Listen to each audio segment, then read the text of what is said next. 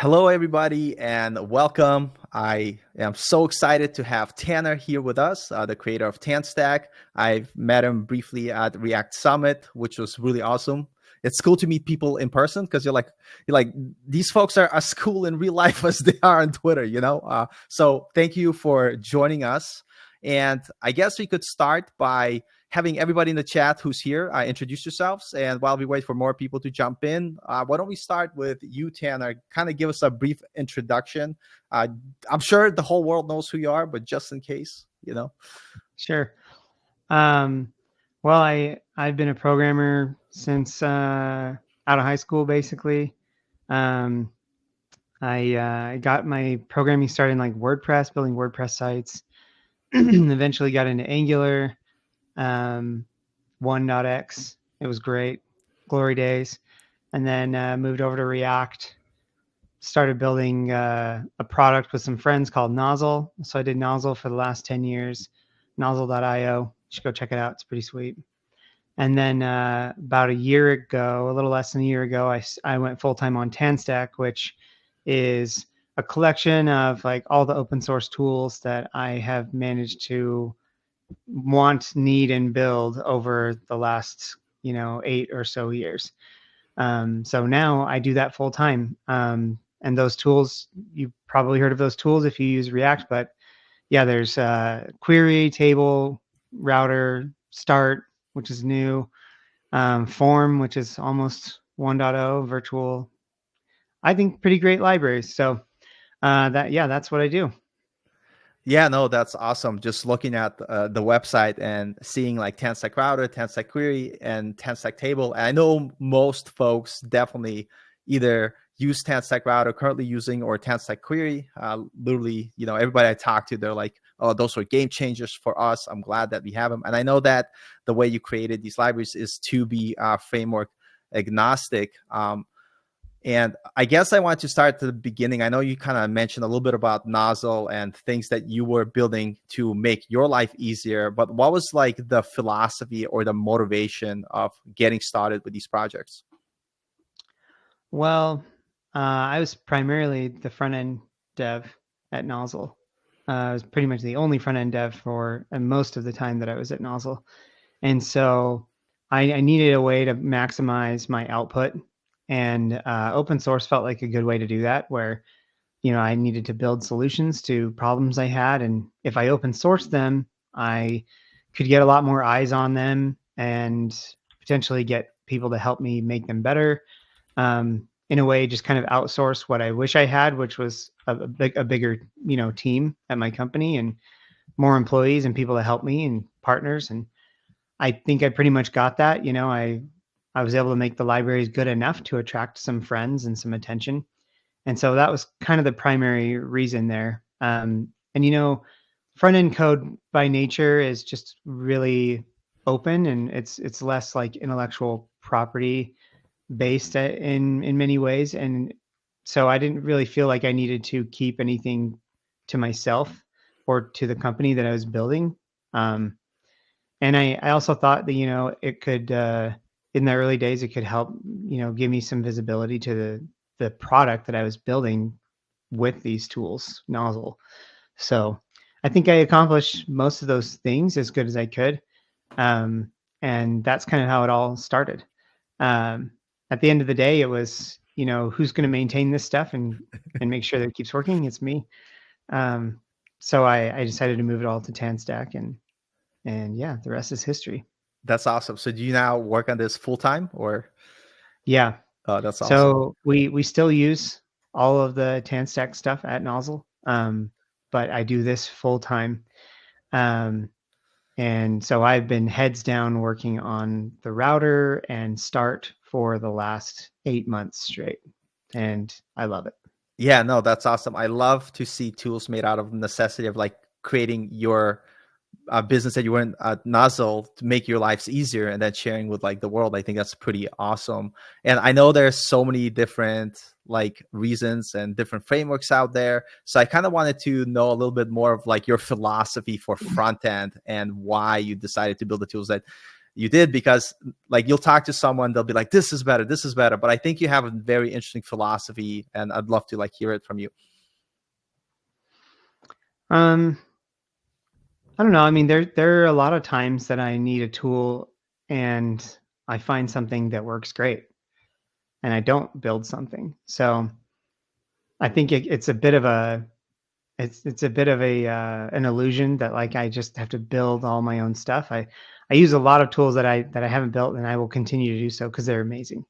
Um, but the tools that I have built are there because I spent a lot of time evaluating and trying and using existing solutions that were available, and just ended up not being happy with the way that they either made me feel as a developer, or the safety they provided me as a developer, or just the way that they made my code base feel and the effects they had on like the overall project.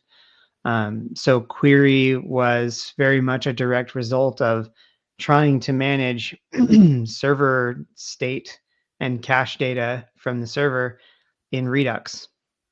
Um, and I had built all these fancy reducers and fancy hooks and things on top of Redux, trying to manage these cache states, and I just wasn't happy with it. And so that's why eventually I just said, okay, I'm going to build something new, and these are the characteristics I need out of this project. This is how I want my code to look and behave, and how I want it to make me feel as a developer. And then after I had those design constraints in my head, just set out to build the right implementation. So um, I don't know. For me, I know I know for me it's that simple, but it probably doesn't seem that simple for other people. Uh, there's a lot there's a lot of thought that I and the TanStack maintainers, like everybody who works on TanStack with me, we put a lot of thought and effort into API design. Just knowing, what do we need to expose and what do we need to keep to ourselves? How can we make that API surface area as small as possible, but as expressive as possible? Um, and also just trying to fit, the 80-90% use case as in as little code as possible, for you to get started. So that that kind of embodies the way that I approach things. Is like use query is a hook that everybody kind of knows now, and you get 90% of the benefits of React Query with that one hook, and two options: a query key and a function. So if you can boil things down to that level of simplicity, I think it's really valuable. Yeah, and I think it really shows that when creating the tools, you really want to create the best developer experience possible, because everybody that I talk to, they have such positive things to say. And in Strapi, we build an internal LMS for our internal training. And when we were kind of deciding what tech stack to use, everybody picked TanStack Router, TanStack Query. I think there's a reason for it, just because for our use case, it was the right tool for the right job. So it speaks volumes. And I know with like so many different frameworks out there, like Next.js, Remix, they all do certain things better or different, I should say. And one of the biggest like pushes that everybody talks about is React Server Components. And it's almost like you're now starting React Server Components first. And, is that the right approach for everybody? And so I guess I wanted to ask your take on, React Server Components. What does that mean to you? And also how it fits in TanStack Start that we could also talk about more for sure. Yeah, there's some brands and some frameworks more than others, specifically Next. They've chosen to really anchor themselves around React Server Components, and it makes sense for them. The target audience that they're trying to help with their framework will greatly benefit from server components. But like you said, they're one tool in the toolbox that we have to solve problems. And for me, I see a use case around server components. I do, and I think they're really cool. But I definitely have actively tried to not let them become my new hammer, where I just want everything to be a nail for server components to hit. So for me personally, I kind of have to get a little technical here about server components, but everyone seems to be talking about them as if they are this kind of new hammer, that they're the silver bullet. And I hate silver bullet mentality because it happens every 2 or 3 years. Something new comes out and we think it's a silver bullet. When really we just need to incorporate it into the rest of our toolkit and use it, wisely. And so I see a lot of the patterns that we've had for a long time, architecturally, they're really great. They're really sound. Remix is built on the hydration pattern, and so is Next.js, and none of that really needs to change. But server components, let me tell you where I think they're great. I think they're great for static content.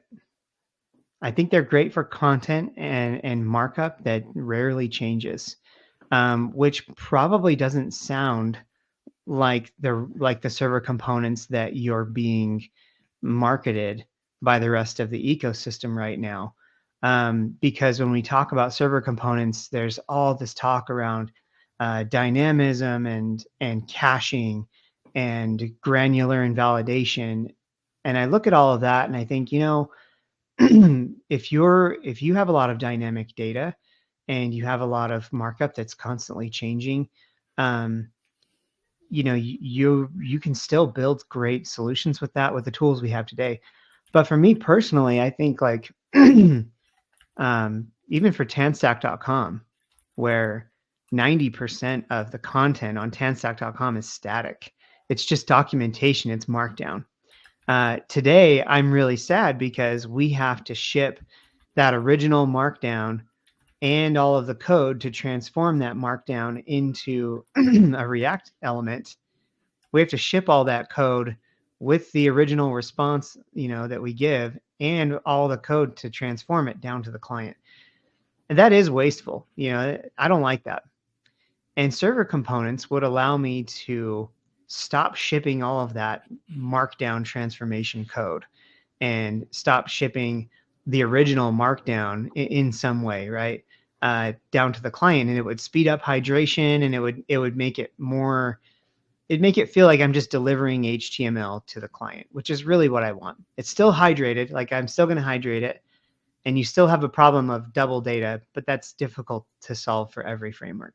So I think server components are really promising for that kind of stuff, and I'm excited to use them. We're working hard to support them as soon as we can in TanStack Start, because I have a use case for them. But I'm definitely not going to be rewriting my router or the framework or like any of the conventions of pretty much anything we do solely based around server components. I think that's kind of that would be a move based on fads and just trying to ride the wave of the next technology a little too hard. So very excited about it. I think it's not a silver bullet. It has its use cases, and we'll support it soon. Yeah, that makes sense. And I'd love to hear your use case. But I also want to keep this interactive. So I did ask folks if they have any questions. So Carlson asks, can you give us an example of a nail that may commonly seem like an application for React server components, but actually isn't? Well, I mean, you could use server components for anything.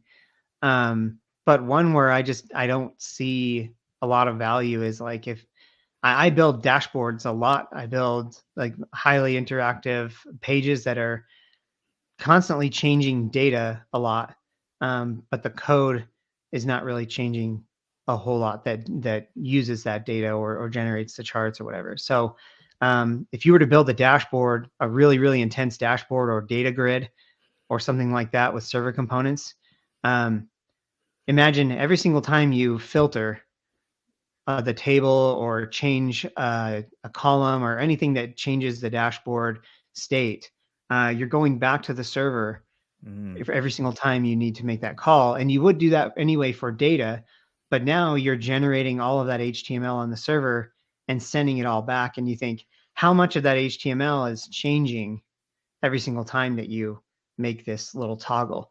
And it's likely that all of it or most of it is. And that ends up being a lot of bandwidth and latency to get the data and render it and bring it all back and replace it wholesale. When in reality, if you were just to use just data and say, you know what, this dashboard is highly interactive.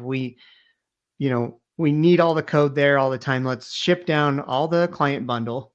And then anytime they filter or do the next page or whatever on this dashboard, we're just going to request the new data, right? Like we've been doing for a long time. And that data is probably going to get back to you faster. And you'll be doing the same work just on the client. It'll probably feel snappier. And I think overall, over the course of a session, a longer user session, you'll probably end up transferring less data. It depends on how much. I know there's a lot of toggle like levers there to pull. Some people will say, well, you might not be using all of that data on your dashboard. But the HTML that you send back, you're using all of it. And I'd say, okay, well then that's a problem with your querying, right? If you're pulling down all the data all the time and only using a part of it, then just make your API better. Only send down the data that you need, and then it will still be ultimately less bandwidth. And not just that, but in my opinion, simpler to reason about. Instead of a big giant dashboard component that is dipping in and out of server and client components and interweaving a bunch of things and generating this kind of dynamic bundle on the fly, it's more the traditional way of saying, you know what, this is all just on the client, and we don't need to reason about these server client boundaries everywhere we go. There's one boundary, and it's the data that we fetch from the server and the bundle the bundle that we get to render it.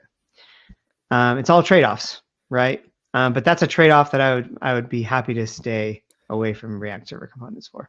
Yeah, a lot of questions around React Server Components and data Sure fetching. And going on, one of the questions like Next.js has React Server Component for fetching querying data, while TanStack has loaders, and also React Router 7 has loaders, or aka Remix v3, and they're different. Right, and the differences are, and I guess somebody wanted to know what are the differences from your point of view from the way you implemented things. But I gotta say, I used to use Remix a lot, and now exploring TanStack, I really like the loader paradigm better than creating actions. I don't know why, it's me personally, I think. But can you tell us the difference, or kind of like how you implement it, and what people should know? Yeah. I would say conceptually, Next.js and TanStack Start are very different in the same way that Next.js and Remix are very different. So TanStack Start and Remix have way more in common with each other than they do with Next.js. So that's a good place to start.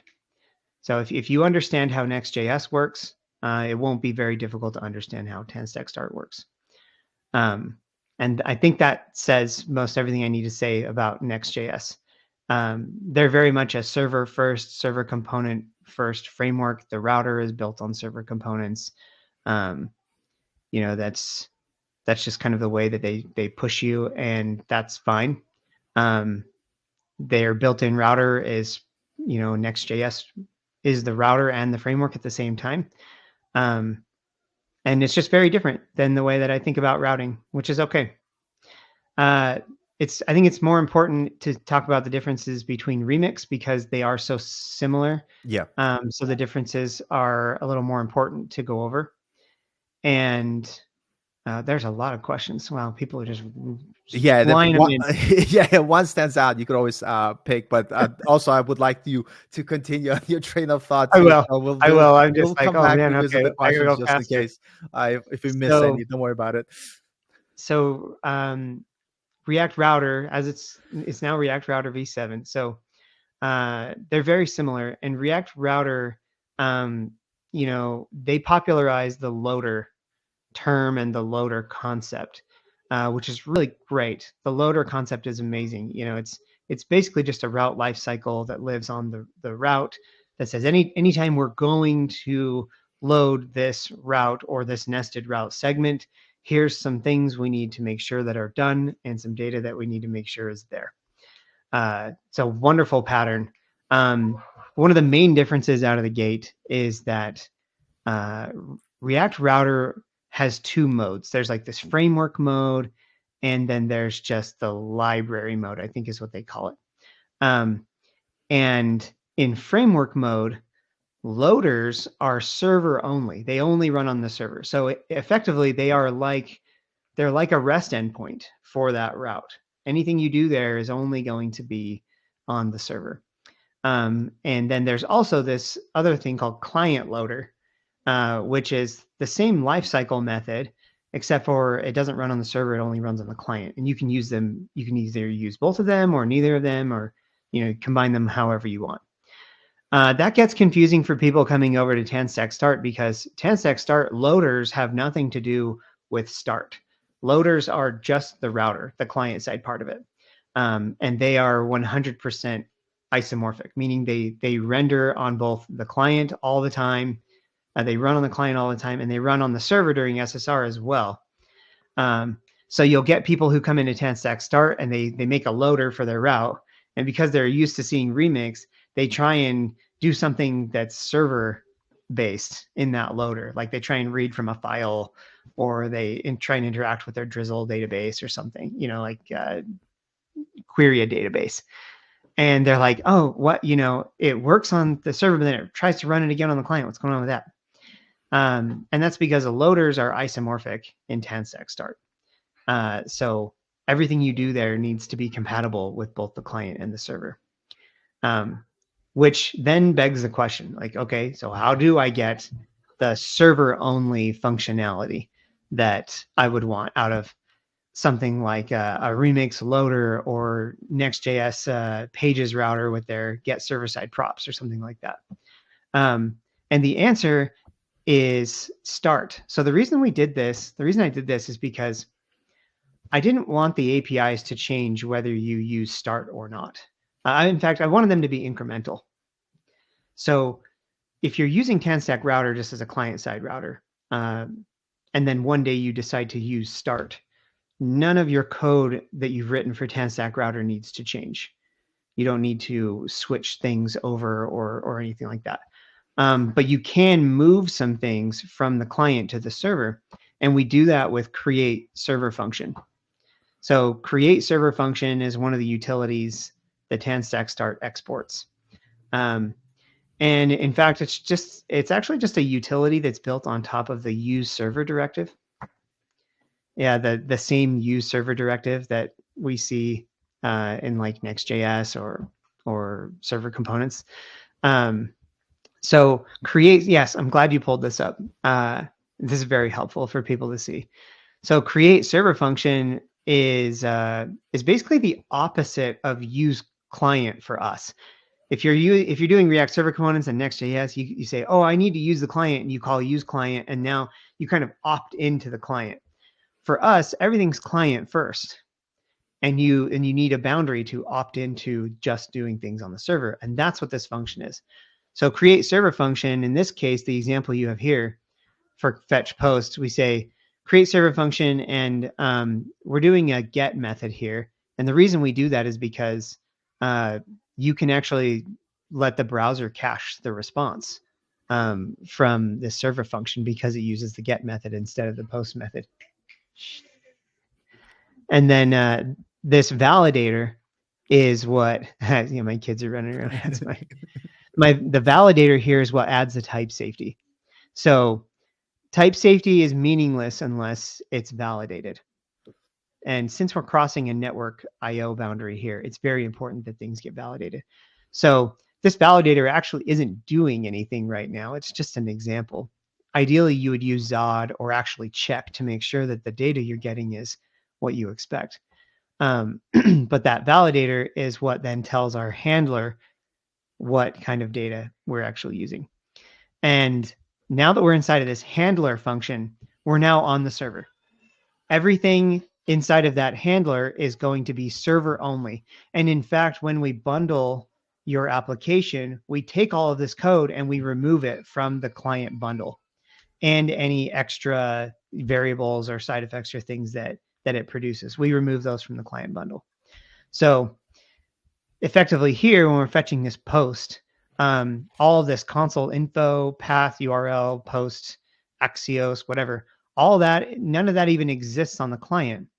And instead, we use an RPC client replacement, very much like Hano or the RPCs that get created with when you pass functions between server components and clients. This is an RPC that on the client, that fetch post function is just going to be making a fetch request to your server and running the handler that you specified there. It's not a new concept. It's been used in Solid, Start, and Quick. RPCs are actually, RPCs go back to the 70s. They're very, very handy. So this is how you use server only content in TanStack Router. And what's cool is these server functions have nothing to do with the router. In fact, you can create server functions and use them anywhere. You can use them in in React Query. You could just call them one-off in like an event handler, and just call them and await the promise and get the data. They're very generic. In fact, they're so generic that you can just return pretty much anything you want that's supported by HTTP protocol. So you can return entire blobs and responses. You can stream things back to the client. There's people who have already built, text streaming LLM type chat stuff, and they just create a server function that calls, OpenAI or whatever, and then they return the stream of text, and then on the client they just get the response and consume the stream. It's so it's cool to see how like the router, the framework routery parts are very much separate from Start. And so people are like, what's the difference? TanStack Start is really just doing a few things. It's giving you server functions and like kind of that extraction of pulling functions out and only running them on the server. It's giving you an SSR pass. So when, on first page load, TanStack Start is responsible for running that very first SSR render and streaming that down to the client. And also it's providing all of the bundling utilities for bundling up your application and deploying it basically anywhere that Nitro works. So that's the biggest difference. There are many other differences between other frameworks and TanStack Start, but that's the major one, is just our philosophy on being client first and opting into the server when and where you need it, and just having things be as incrementally adoptable or optional as possible. That's awesome. And I guess like my question was, I think you answered it, is I'm using Remix as kind of reference point, is I think all the loaders are tied to the specific route where you created the loader. And what you're saying is that when you create a server function in TanStack, you could call it anywhere basically. Yeah. And your loaders just happen to call a server function. Right. So if one of your routes depends on some server data, that loader is going to be called on the server during SSR and on the client. It could be called a bunch of different times. In fact, that's another distinguishing thing about TanStack Router, is that those loaders are frequently called because it's essentially like it's a version of React Query, like TanStack Query, but for routing. So it has caching built right into the routes. In fact, many people will use TanStack Router for quite a while until they're surprised when they realize that right next to the loader, you can actually pass an option called stale time, just like React Query. And you can say, yeah, this is the loader for this route, but we only need to fetch it every so often. And it has a micro version of React Query built into the router to manage caching, which is very, very different from Next.js and Remix. That they don't cache out of the box. Remix will cache from page to page, Yep. kind of in a transactional way. But once you have left a page, all of the data that you had is gone, unless you're explicitly caching it in something like React Query, and even with Next.js, there's no caching involved. And I, I feel like that's the case because caching is really difficult to figure out. And I feel like we really have a great cache system with query and the way that we describe caching on the client. I think it's really expressive and people really love it. And it would be difficult to see that in other tools unless they essentially replicated React Query, which is why you see so many people using React Query still with Next.js and Remix. So, which you can still do that with TanStack Start and Router too, if you want. Like the route caching is granular to the route, right? If you need more granular caching than that around components or hooks, or like breaking your queries apart into really granular pieces, then you can still use TanStack Query with the router and with Start, and it's actually really deeply integrated. You can just like call use suspense query and do nothing else, and you get SSR for free. You get streaming for free, and it's all tightly integrated behind the scenes for you. Yeah, it's pretty awesome. I actually be curious to hear how many of you folks in chat use TanStack or TanStack Start already, or looking to explore it for the first time. I'm actually fairly new to TanStack. I'm kind of excited. Everything I'm seeing getting me excited. I created this very basic implementation. Of course, I used Strapi to power the backend, and I love your example projects because for someone who doesn't know how this stuff works, you cover pretty much a lot of the examples. So it's very easy to get started out of the box. For anybody that's interested, I created a little basic TanStack router, TanStack Start integration with Strapi 5. I'll throw in the chat if anybody wants to see it. But if you've never tried it out, if you go to their docs, the docs are amazing. The example projects are amazing. It's very easy to kind of see what to do and what you need. I did have a question because when I did the basic example, I didn't use TanStack Query. As you could see here, I'm just getting the data, returning the data via the loader. But I know that in another example, you have the TanStack Query, or using React Query. And I guess what are the benefits that you gain with that kind of versus not using it like I did in the previous example? Just to help me better understand, because I'm still in the exploration state, my honeymoon state. I kind of love what I'm seeing too, but yeah. Yeah. So it's weird because if you have simple constraints, if you have simple data fetching happening in your routes, you might not need query at all. And that comes as a surprise to some people. But if you're sharing data between a bunch of different routes, like if you have a bunch of user objects, or users, or workspaces, or teams, or whatever, some shape of data that you're sharing a lot between a lot of your routes, between a lot of places in your application, query would probably be a better fit, because not only will you get, your caching isn't cached by the route, it's then cached by your queries. Are more granular. So you go to a different page and you would be able to reuse the cache data from React Query because users are kind of the same everywhere. Whereas with the router, you don't really share caches between the route segments, if that makes sense. They are cached, and they're cached similarly to the way that React Query works. But if you do notice, there's no cache key, or there's no query key for the router. But there is, behind the scenes, the query key is the path name and some of the search parameters that you've chosen to use. And the things that make that route unique, those are the query key, which, like I said, works for a lot of simpler projects and projects that don't share a lot of data between routes. So That's kind of a good way to know, should I be using routers built-in caching or should I be using query? It depends really how much of that data you're sharing between places.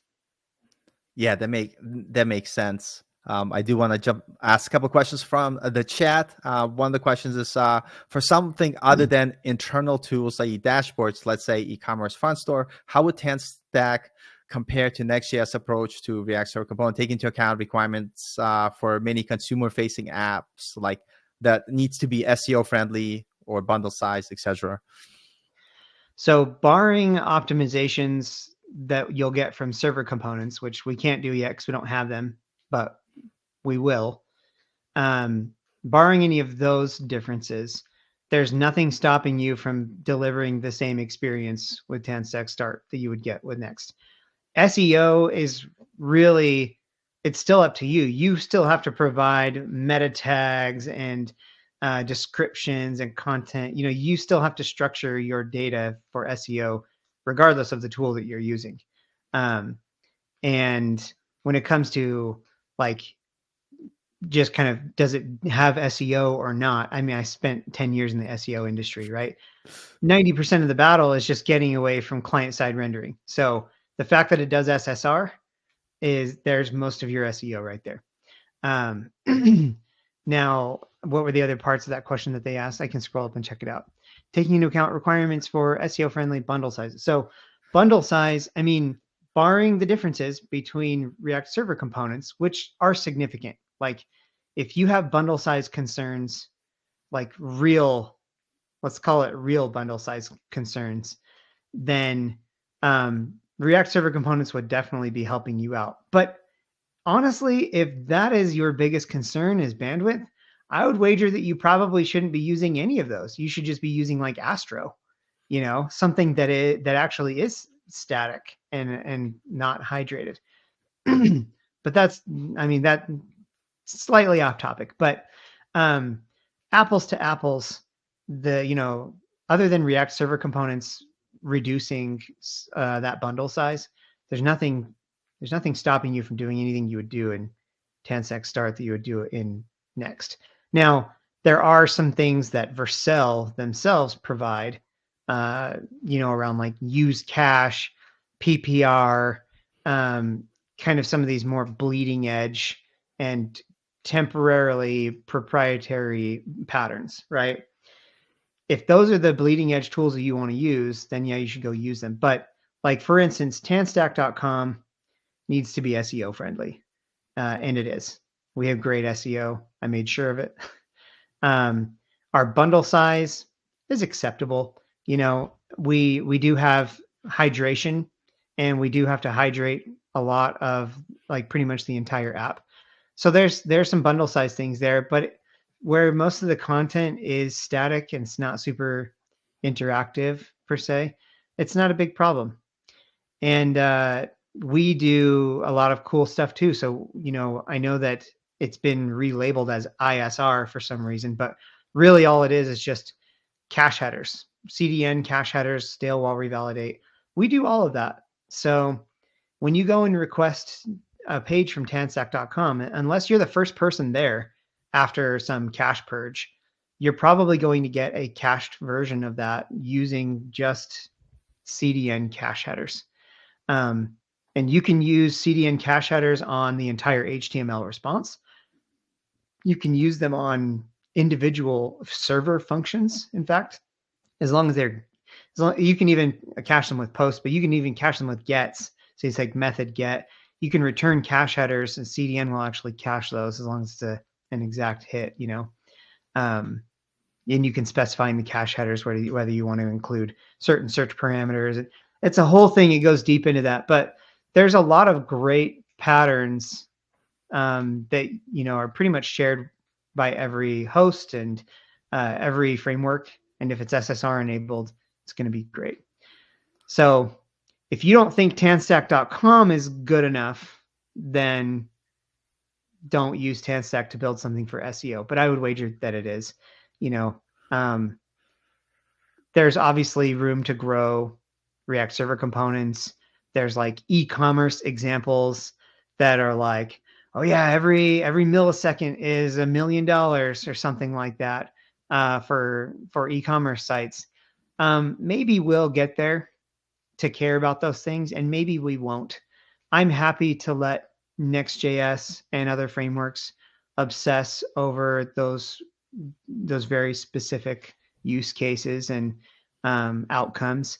But I feel like with Start, if I'm building anything that's remotely interactive, or I want to use React components or the React ecosystem, and it truly wouldn't be benefited by just using something more static like Astro, um, I'm going to use TanStack Start, and I don't think anybody would be doing themselves a disservice if they did too. So yeah, it's the hard. It's hard to recommend a tool for everything, which I'm trying not to do. You know, there are use cases where other tools will excel, and I hope I've outlined those use cases. But Start does cover a pretty large surface area. Same as Remix. Remix covers a massive surface area. Um, in fact, it's more. It might be easier to talk about where other frameworks don't cover well to help you make that decision. In fact, so like I don't think Next.js does a great job if you're building like an application, like a very highly interactive, dynamic client-side application. Um, I don't like the router in Next.js. I think it's underpowered and outdated. Um, React Router is much better, but still there are so many important power user and developer experience APIs and things that exist in TanStack Router that don't exist in pretty much any other router out there. The level of type safety you get with TanStack Router is just really, really difficult to get with any other tool. And I made sure of that. I spent 3 years doing just that. Uh, and it just has great APIs around state management, and we've got really powerful life cycles for routing that you can do. And I'm not going to stop there. I think that's another important thing to put out there is that usually you'll see framework engineers and framework devs, they build their full stack framework, and what comes next? Well, it's TanStack Cloud. It's like, no, we're not doing that. I'm not interested in building some cloud solution or services thing or whatever. I'm not even done with the client side routing aspect of it. I have a massive to-do list for new features for TanStack Router that haven't even been done in other routers before. And I want to go in and add those. I'm just like getting Start out the door because I'm honestly even more excited about those new things coming for Router than I am about Start. I'm very excited for both, but so to me, there's a big difference in what the goals are and where I'm headed versus what you might have seen historically from other full stack frameworks.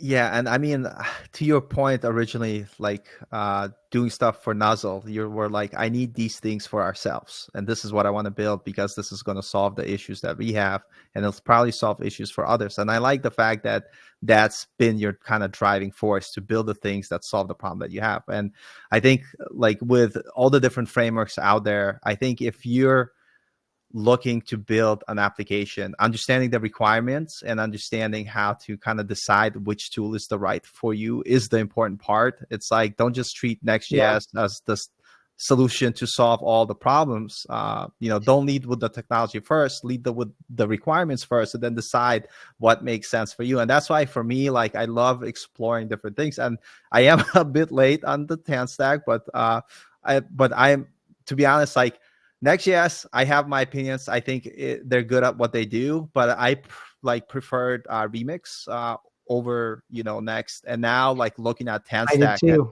and kind of seeing the things that you're doing, I'm like, okay, this also is very appealing to me, at least. And I think people need to understand kind of like, what do you want to spend your time, what type of problems you want to work on and solve. And every company has different requirements, and take those into account. But with that being said, I do want to ask a little bit more about TanStack Start. I know someone also had a question. What is the plan for Start? I guess they said version 1.0.0. What's new API? What are you considering to add? What is the next thing for Start? Well, for a while now, we have been built on Vinci. And Vinci was like a great tool for us to get off the ground really quick, and start building what we wanted. Um, Internally, we're swapping out Vinci to just use Nitro directly, and that's mostly an internal change.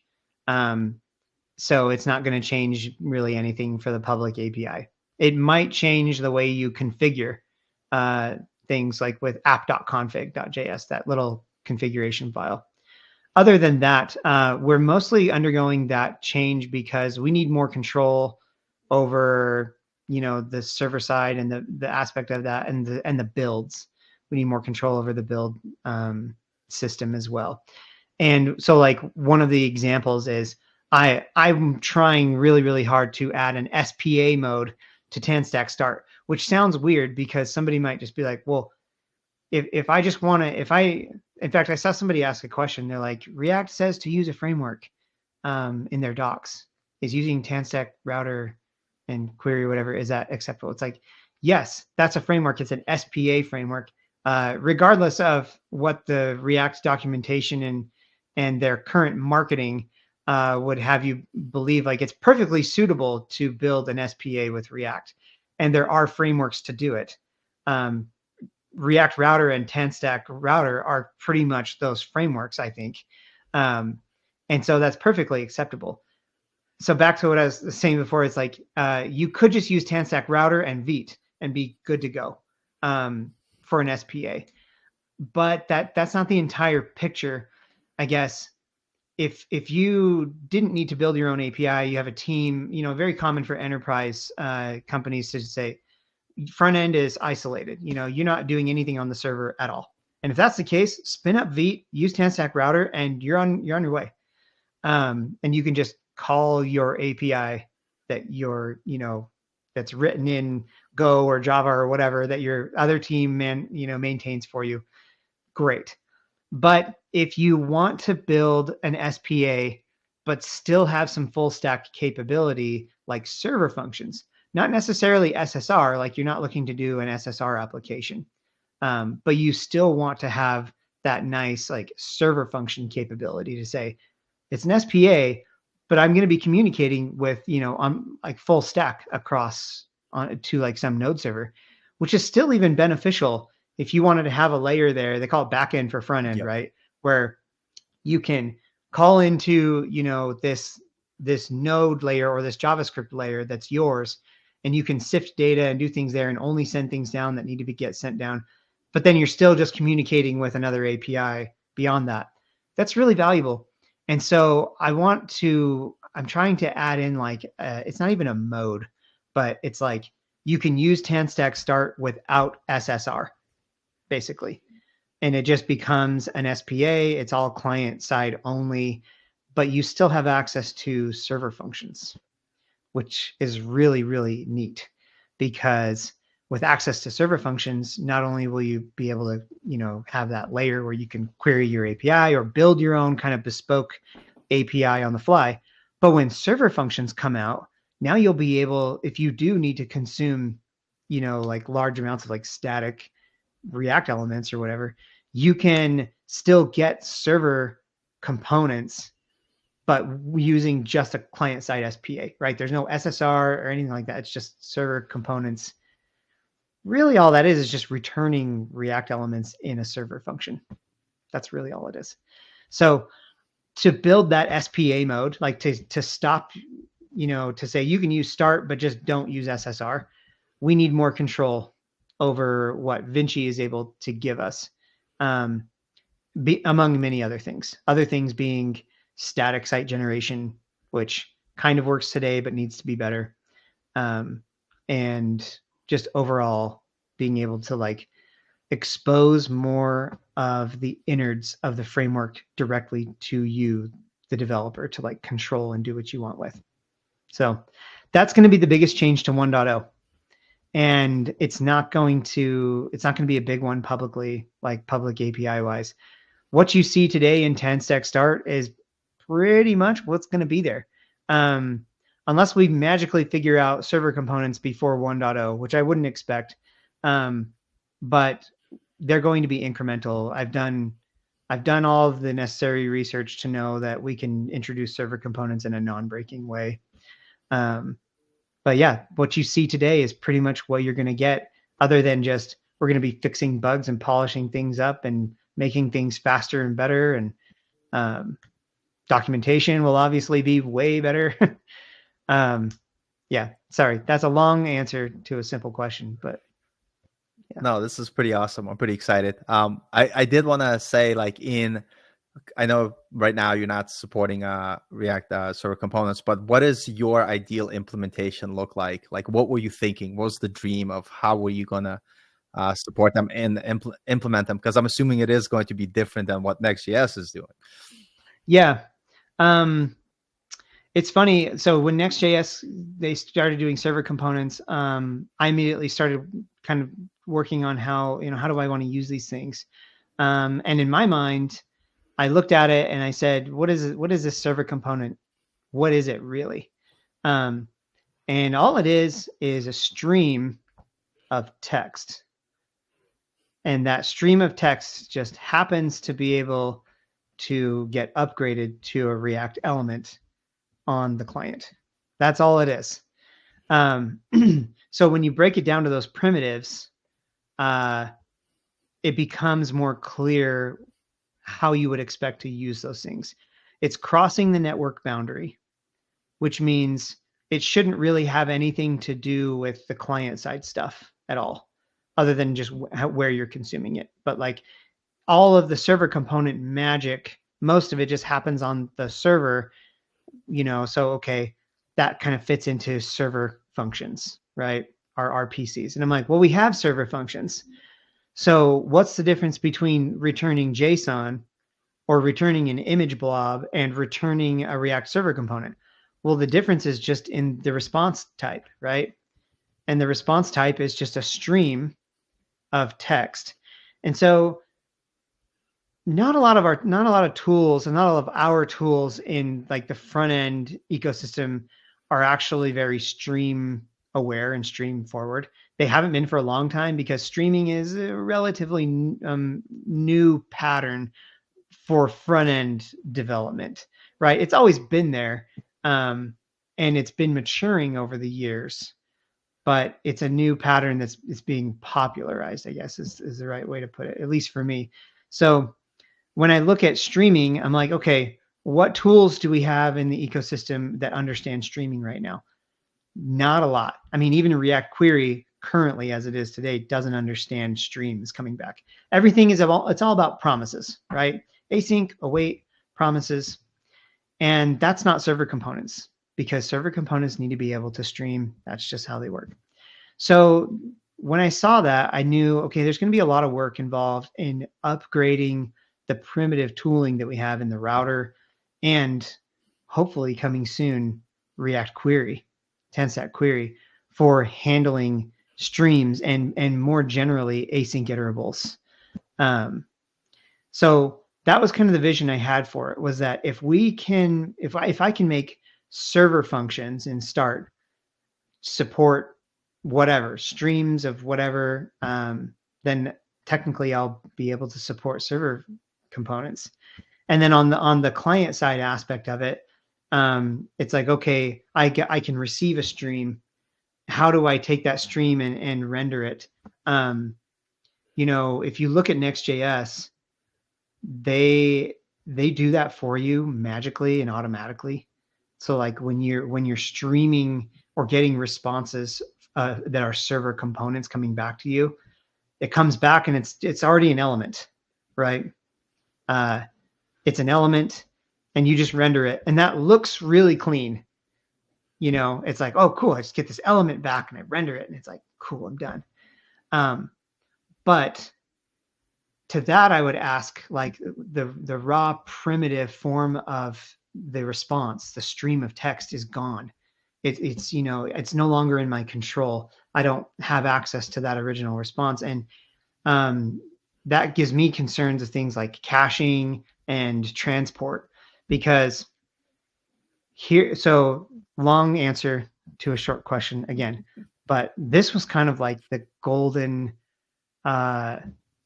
like, I don't know the word I'm looking for. This is like the best case scenario I had in my mind for what it looks like using server components.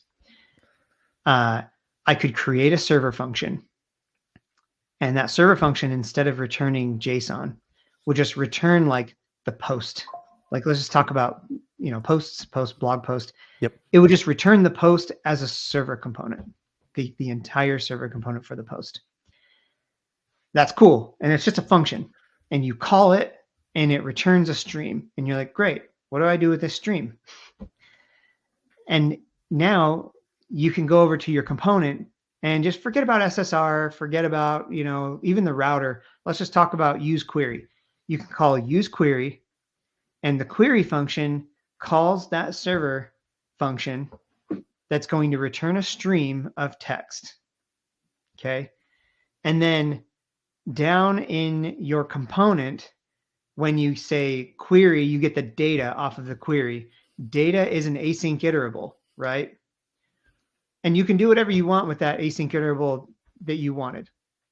Or you could pass that async iterable to a utility called render RSC. And it takes that response and does exactly what Next.js is doing. And it takes that stream coming in and it renders it into the component that you want, and then you're done. So that's great. But now look at what you have. You have a server function that can be used in any way that you want. There's no black magic happening there. It's a function and it returns a stream of text. You have query that understands that async iterable and is able to keep it up to date. And there's a query key even. This is something that even Next.js is difficult. Like, they have like use cache, and all these weird things to be like, how do you cache bust a server component response? Well, we have that with React Query. So with React Query, you've got a key. And anytime that key changes, it's going to request the new server component and stream it down.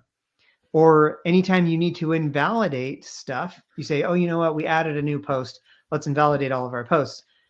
Query is going to run the query function to get all of the posts RSC stream again. Comes in, you render it, you're done.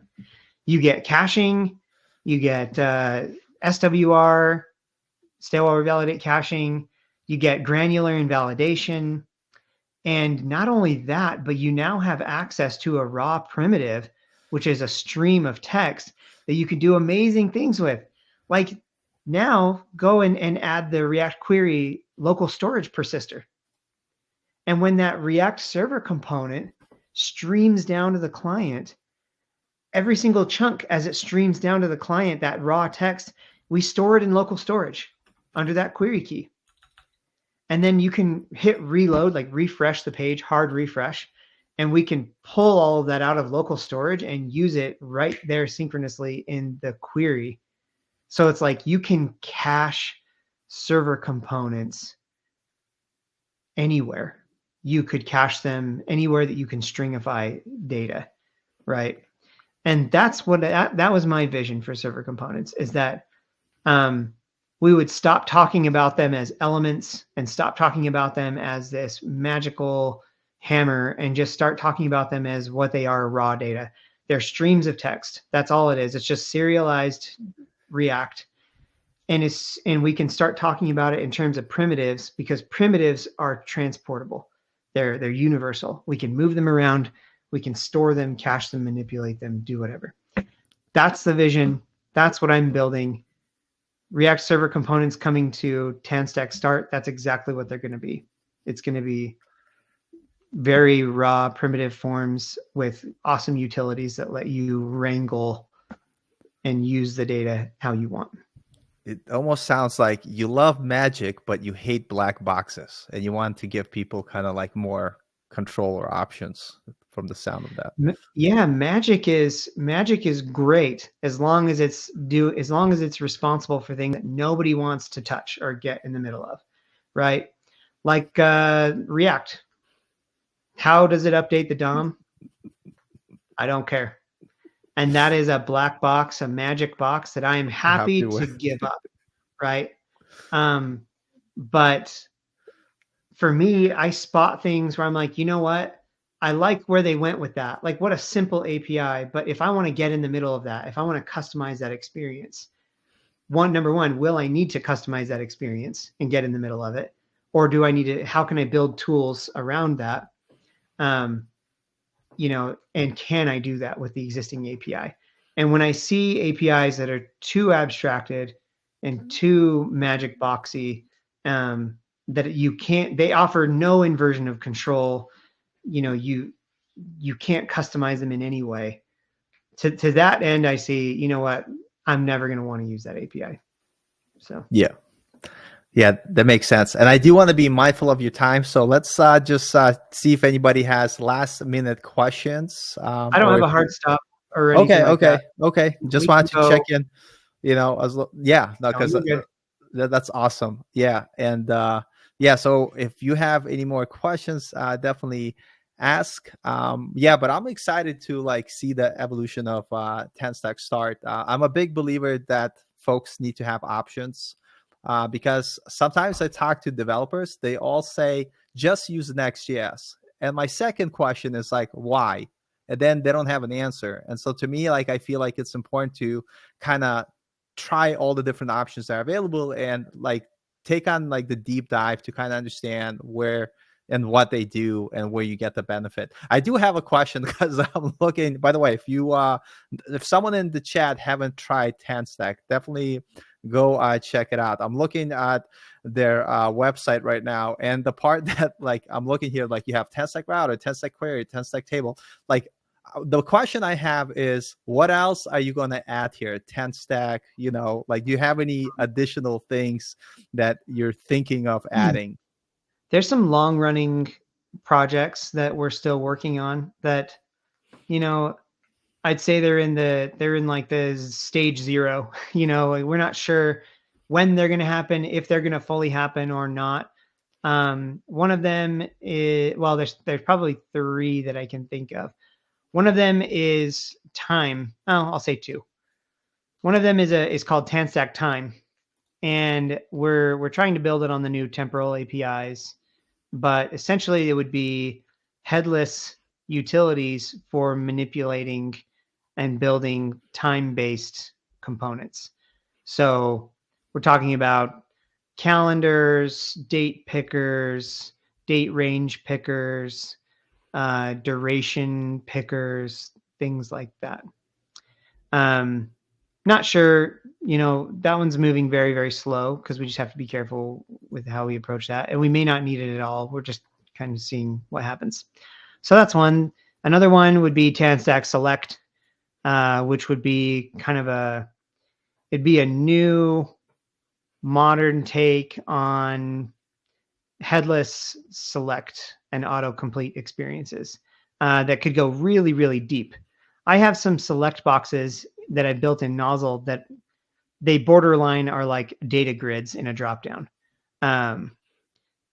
So you can take that too far in some ways, but I feel like there's already great tools out there. There's Downshift. Kent C. Dodd built Downshift, which is really good. And then all of like the React Aria and Radix, like they all have kind of drop downy components as well. So there may not be a big use case for that one anymore. I haven't looked into it recently. And then other than that, I have always been interested in data visualization, and I do have a React charts library, but it's currently like just in maintenance mode. There's a small chance that I get back into data viz, maybe in the next year or 2. But for the immediate future, I don't really have like, oh, after Start, I'm going to go build this library. Yeah.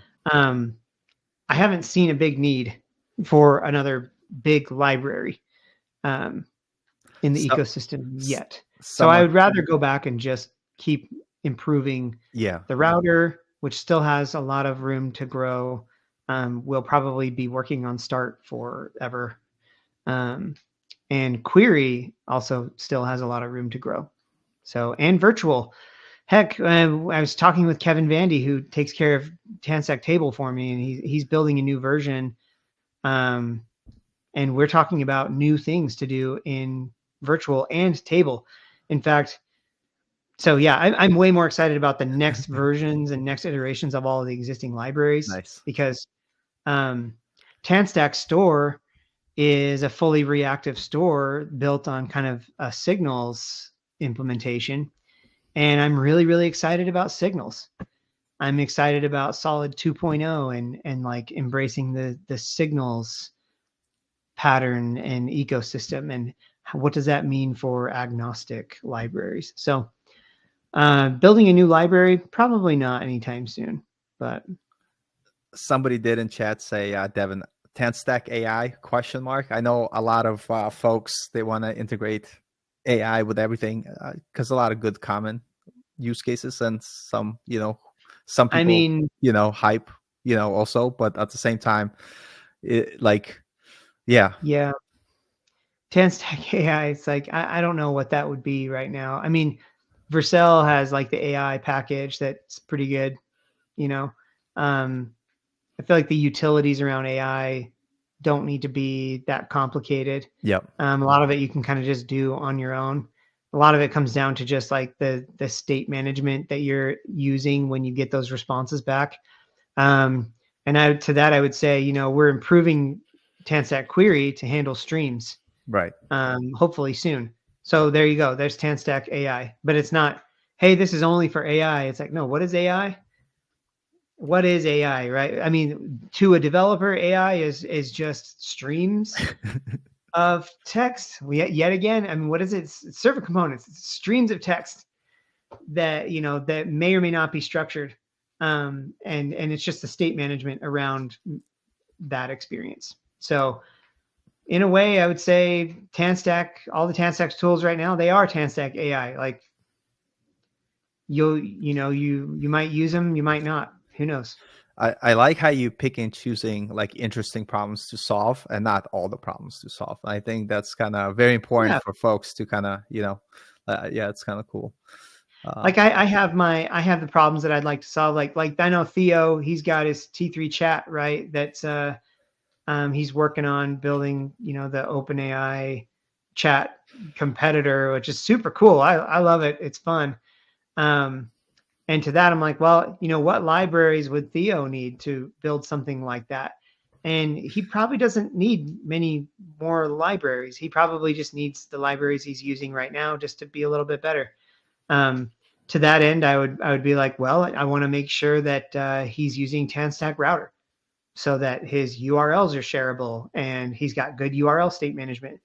And where appropriate, I would hope that he would use query, and if he's not, and he's using XState or RxJS or whatever, then great. He's using the right tool for the right job.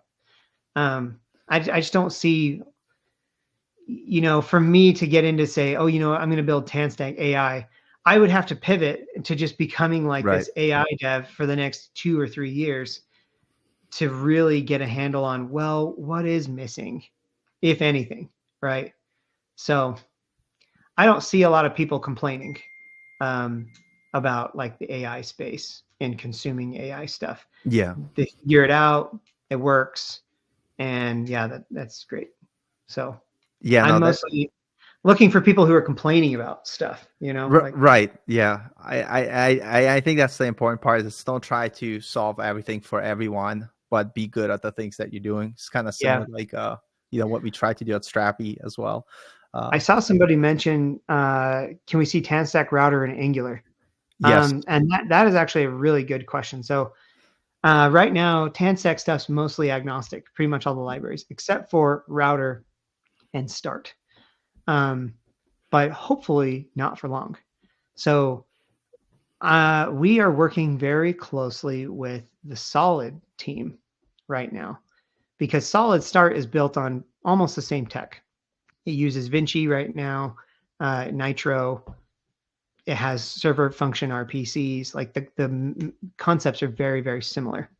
It just has better reactivity. And so we're working together to kind of create more of a common ground for us to stand on in terms of what we use, the packages that we use, and the tools that we use to offer up TanStack Start and Solid Start. And once we have figured that out, there are people right now working on Solid Router. So TanStack Solid Router, a version of Router for Solid. And I'm really excited about that because as soon as we figure one of those out and we kind of get the first one out of the way, that's like, okay, here's the core, then here's the React adapter for the router core, and then here's the Solid adapter for the router core. Once we figure one of those out and kind of get everything split up, it should be relatively straightforward to start working on TanStack Angular router, TanStack Svelte router, TanStack Vue router. And if we can get those working and well, then there's really nothing stopping us from opening up TanStack Start to basically every framework that we want. So I lost you. I think, are you muted? Yes, very common of me to press the mute button and then forget about it. Yeah, thank you. So Christos asked if is there anything particular you would like to mention around PWAs, offline first cases, go with TanStack Start? I'm not focusing on PWA offline first stuff. I mean, you can add the tools that you need to kind of get that working. I think that said, I don't think anything about TanStack router or start or query goes against PWA or offline first. We're just not building first class offline first tools. But you're more than welcome to use those patterns. I am aware that a lot of people are interested in like local first stuff. And local first is kind of a bad label because it's not really like local first and offline first kind of get confused. Local first, I think, is really, really interesting. And we're keeping an eye on the space. And I think that most of the tools that we're building just comply with where the people from local first are going. Like there's no reason you wouldn't use TanStack router with a local first solution or database or whatever. It's still kind of all the same primitives, like I've kind of been saying. So yeah, not doing any offline first specific stuff though, for now. And Gene asked the question, how would you have a loading.tsx Next.js in TanStack? Say something making an API request, use query, because it's not clear with the router load function. I'm not sure exactly. I'm not sure what loading.tsx. Yeah, I think he's talking about suspense, like streaming. Okay. Yeah. So if you're in your loader, yeah, he says yes. So in TanStack router, in your loader, you can actually return promises without awaiting them. And you can even return streams in loader data without doing anything. And they'll get streamed down for you automatically if you're using Start.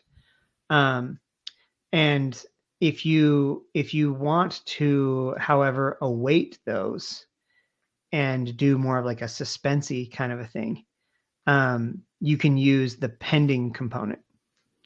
So right now we have some defaults that are like, hey, you know what? We're not going to show pending if the loader takes less than a certain amount of time, right? But then if it takes over a certain amount of time, we're going to show like a fallback screen for the route. And the way that you customize that is with pending component. So you can pass a component to pending component, which will be used temporarily if the loader takes a long time. You can also customize that where there's like pending milliseconds and min pending milliseconds, which are the times that we use internally to know when we should show those screens or not. Nice. Similarly, there's error component, which you can use to handle the happy path for like if an error comes up in your loader. Yeah, really just like control space inside of the route options, and you'll see tons of great knobs that you can twist and turn and tweak. So yeah, no, that's awesome. I was gonna ask just because building TanStack Start and your previous experience of building things for a very long time, what do you see the trends into the future of web development in general? I think streaming is going to become very, very common. Everything's just going to be streamed unless it needs to be like transacted on for like SEO purposes, or like make sure everything's there, and then you wait for the stream to be done and then you kind of transact. So I think streams are becoming more and more popular. Server components, such a bad name. Server components, serialized JSX, we'll call it. I think serialized JSX and like serialized elements is a trend that you'll see grow to other frameworks eventually, like including Solid. Maybe Angular already has it. I don't know. I think you'll see server components, regardless of the name, grow into other areas. Local first is probably going to be making a trendy comeback this year. Already is kind of, and next year. And you'll probably see entire frameworks and tools that are like, we're local first framework, and you're going to see a bunch of tools and utilities and companies spin up that just really ride that trend really hard. And then they'll learn the same lesson that Next.js did, that you're not supposed to create your identity based on a trend. And then after that, we'll learn that, hey, you know what? It was a bad idea to create our entire identity on it, but we're glad that we did it because now we have better local first workflows and patterns, right? So the pendulum is just going to keep swinging around like crazy. It's been in the server. It's swinging really hard back to the client now. You'll probably see people get obsessed with the client again. I've just been obsessed with the client forever, so whatever. I don't know. Beyond that, I don't know. I can only tell the future as far as what people are complaining about and what they're trying to build. So yeah, I know David was asking about what do you think of WebAssembly.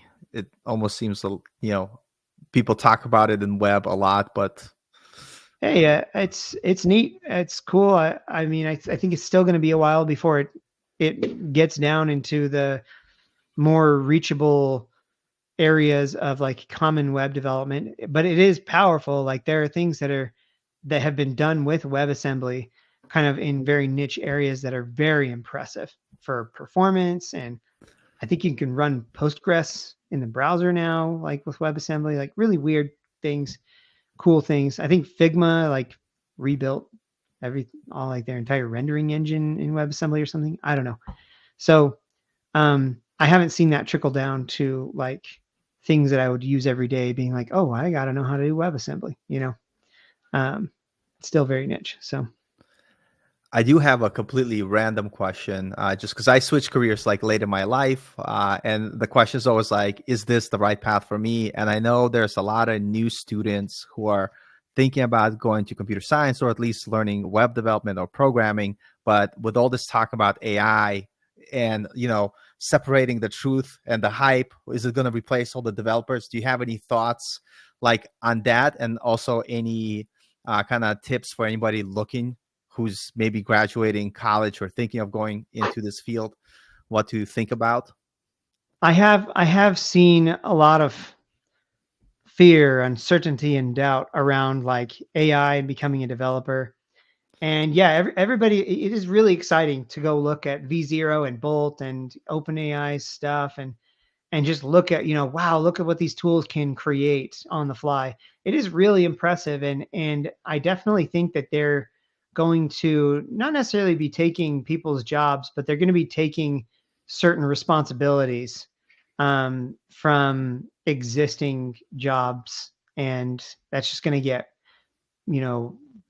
worse over time, or better, depending on how you look at it. But similar to like when, Google came out and got big, like people stopped remembering things. They just Google it, right? And similarly, I think it's going to be, the bar is being raised. So there are going to be people, especially people who I would say, people who aren't willing to actually learn their craft and who aren't willing to dig in deep If you're a surface level programmer and you just want to be able, if you're just looking to make a quick buck knowing this much of web development, then you're going to get, you're already being phased out because that's the level that these AI tools have. But that said, I think it's easy to buy too much into that fear, because right now AI, and think about it. Look at all the companies that you see, look at the developers that look at the products that you're using. Are these products that you know and love and use and see, are they being built entirely by AI? Absolutely not. Are entire features being built by AI?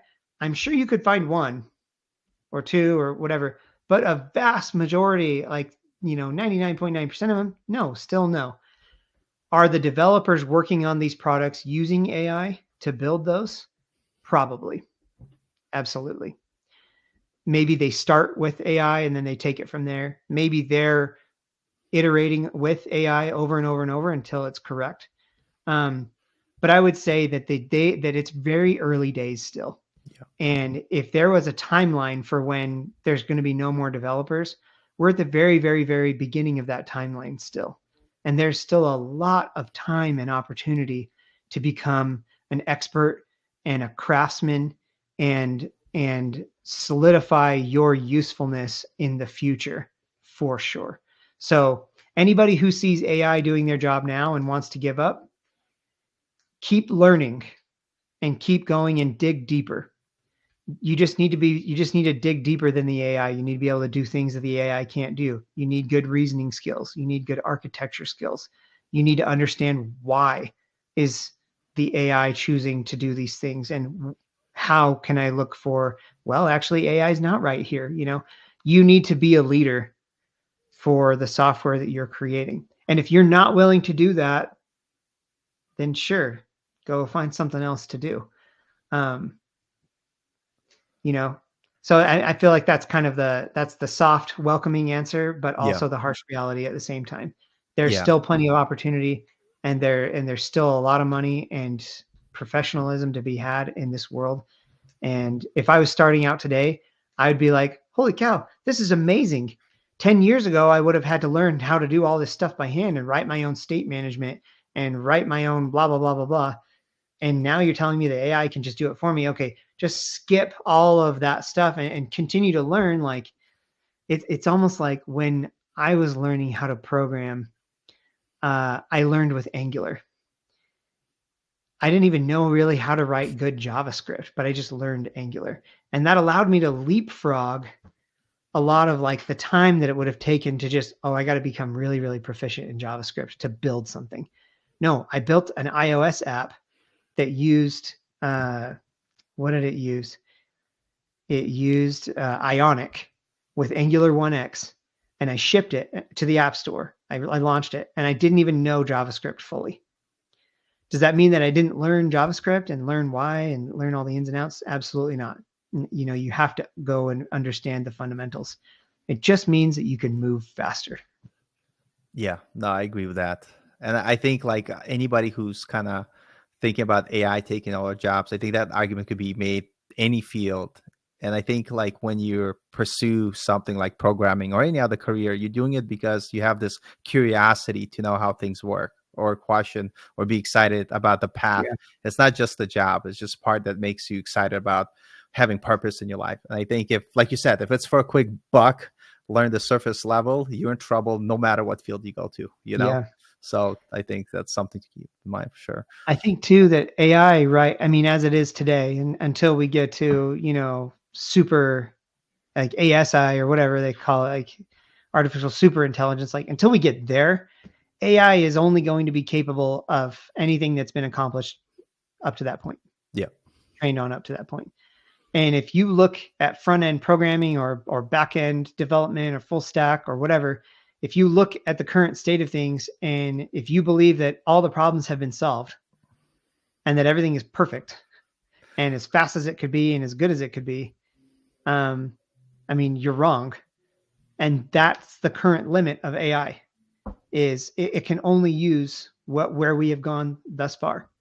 And so if you really wanted to solidify your future with AI, you'd boil down to that point and say, okay, what am I contributing to that's actually going to push the envelope forward, not just for developers, but also for AI? Like, what am I building that's going to help the entire industry grow, including, AI tools built around it?